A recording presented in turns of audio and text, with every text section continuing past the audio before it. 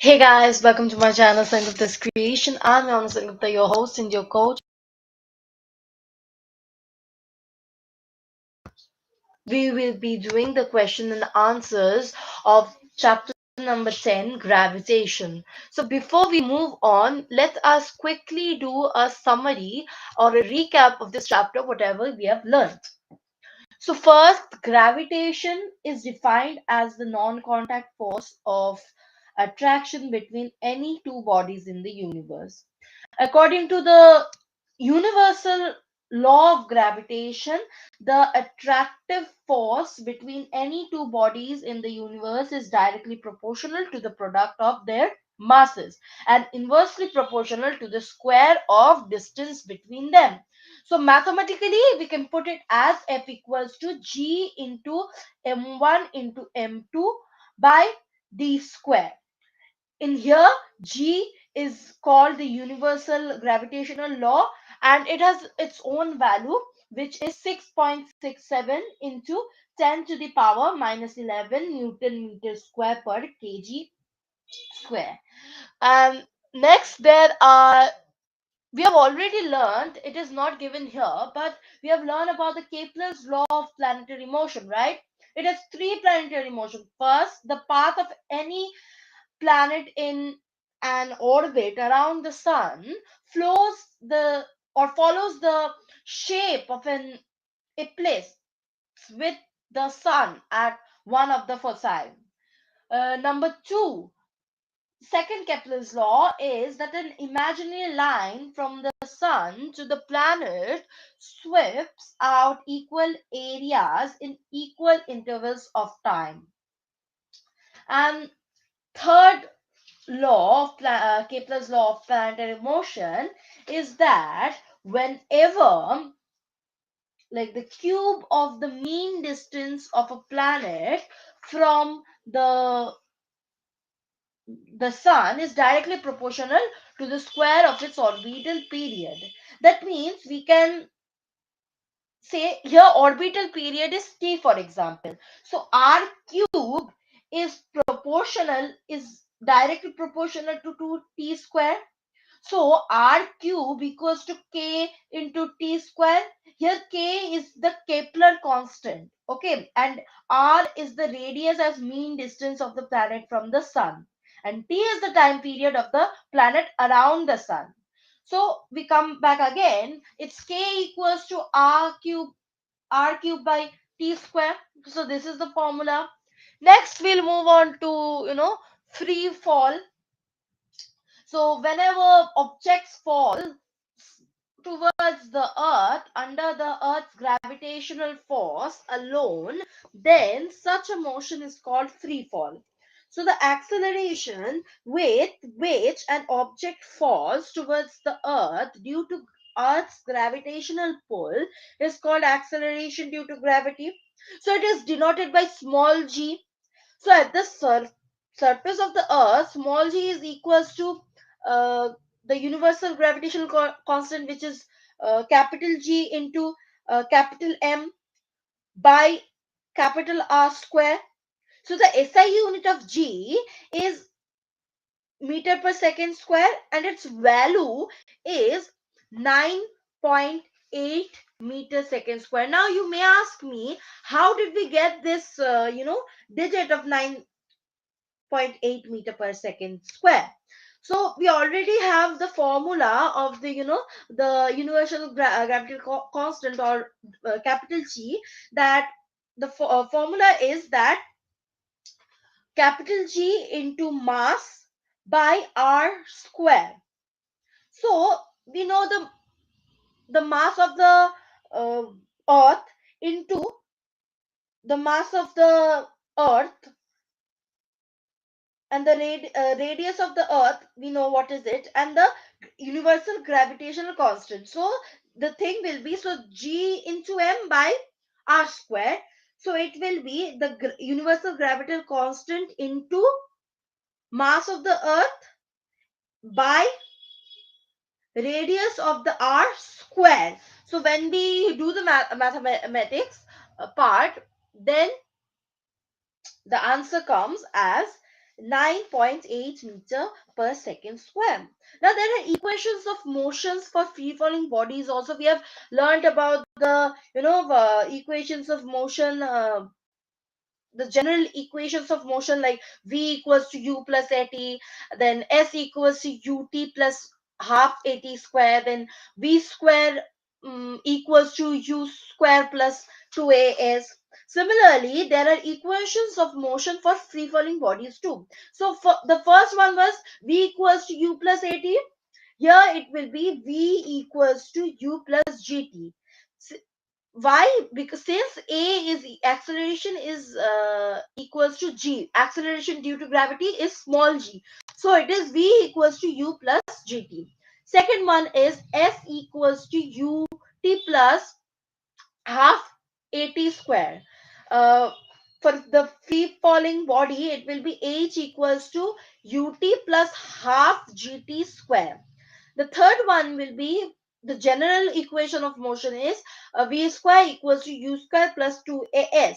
For the equation for free falling body would be u square equals to, sorry, v square equals to u square plus 2gh. Here we are just replacing the a by a g, because a is stands for acceleration. So the acceleration in free falling body is acceleration due to gravity, and the symbol for acceleration due to gravity is the small g. So a equals to small g, so we are just replacing the a with a g.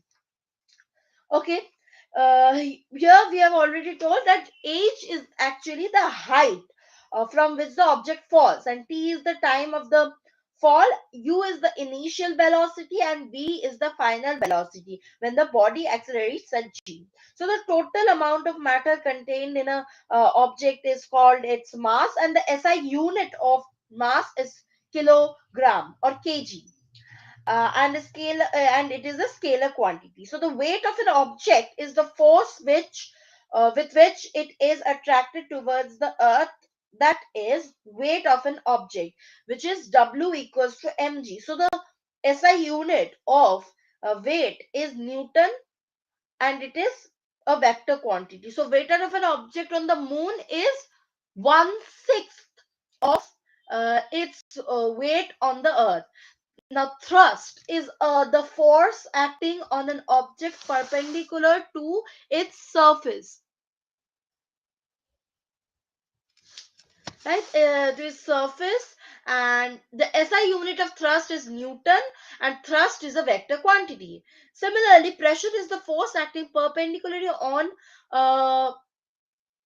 unit area of an object, and it can be calculated as pressure equals to force by area, or the force is also known as the, thrust is the force. Here already I have told you that thrust is a force acting on an object.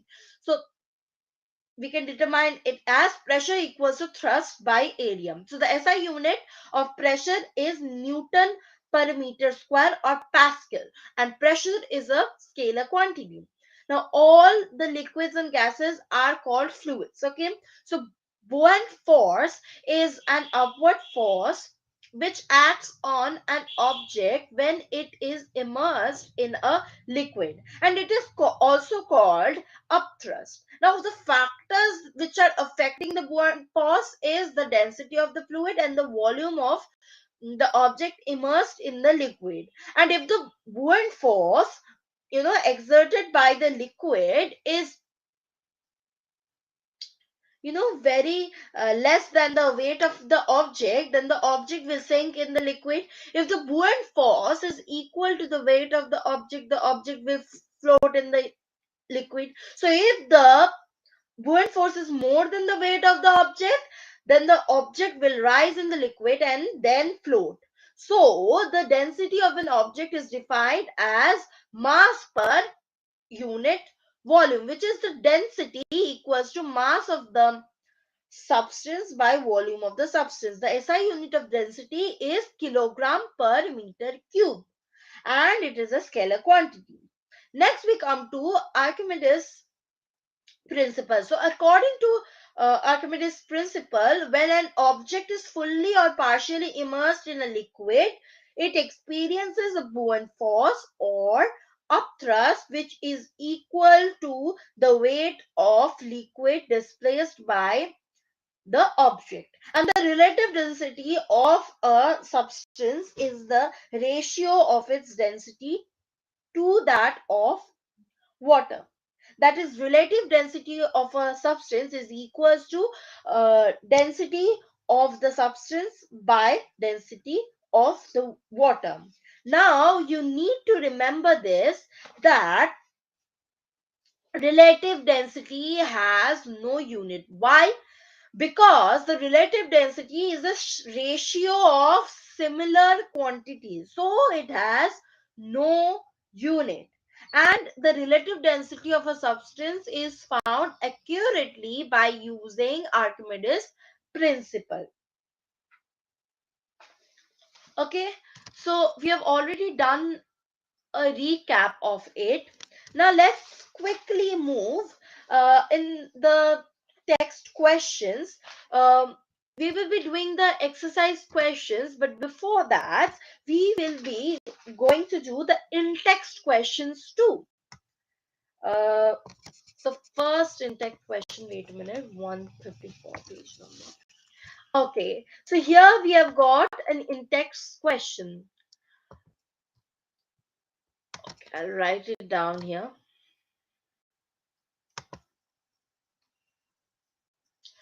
So the first one says that state the universal law of gravitation. Now, the universal law of gravitation, let me write it down for you. Just a second.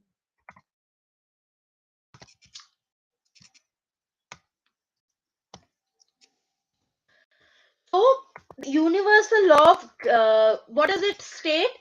It states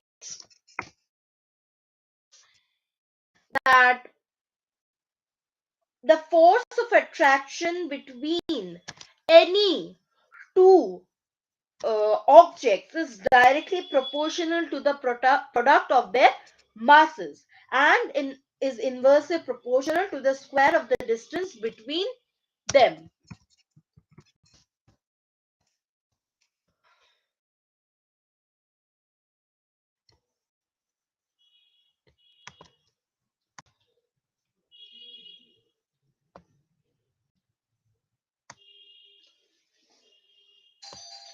So I'll write the answer here.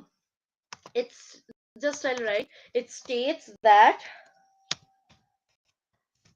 the force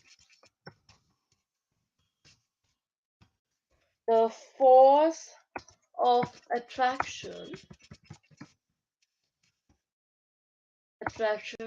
between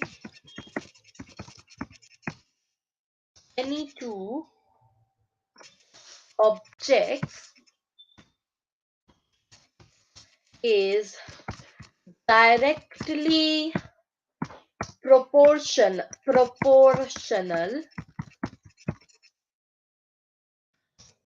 to the product of their masses, product of their masses, and is inversely proportional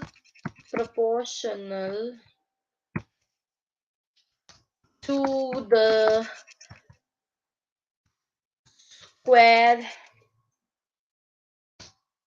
of the distance between them. So this is the universal gravitational law. Okay, next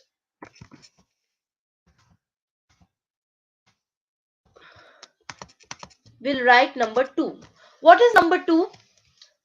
It is said, write the formula to find the magnitude for the gravitational force between the Earth and an object on the surface of the Earth.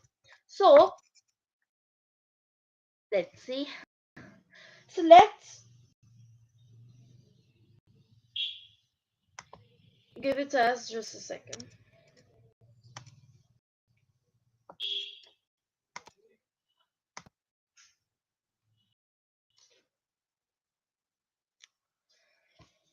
Okay, so we know that the formula of, the formula for magnitude of gravitational force is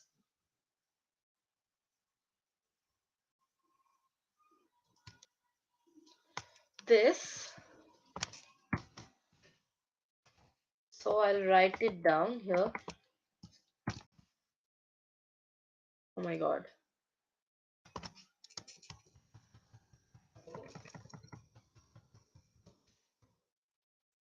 Okay, so the gravitational force between the Earth and an object of the universal gravitation of Earth sorry, is given by the formula F equals to G M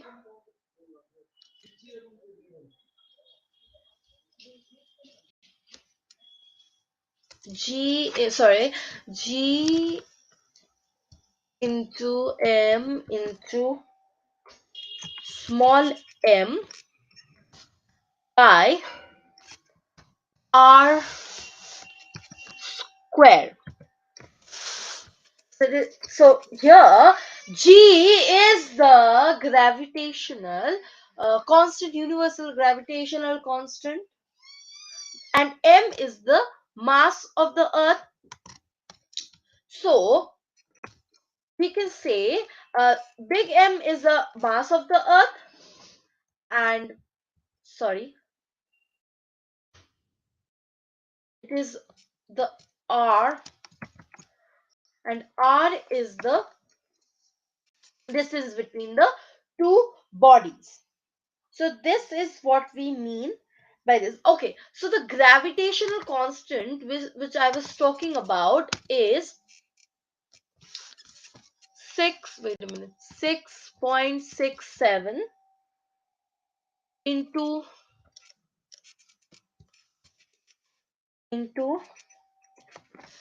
10 to the power minus 11. 10 to the power minus 11 Newton meter square per kg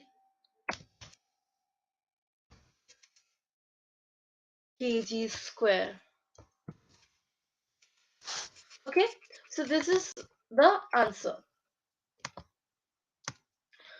So this is the answer of the in text question.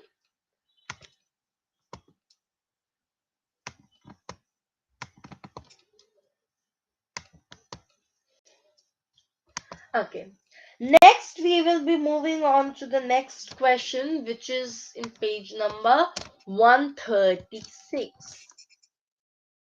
Oh, we have here. Yes, we have here. So, what do you mean by a free fall body?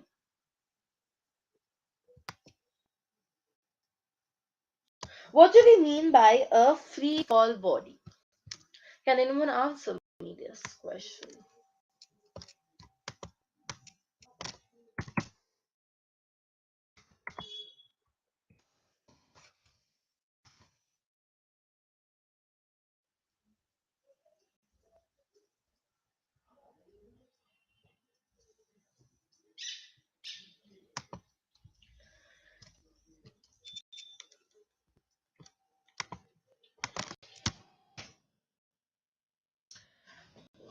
So, the falling of a body from a height towards the earth under gravitational force is known as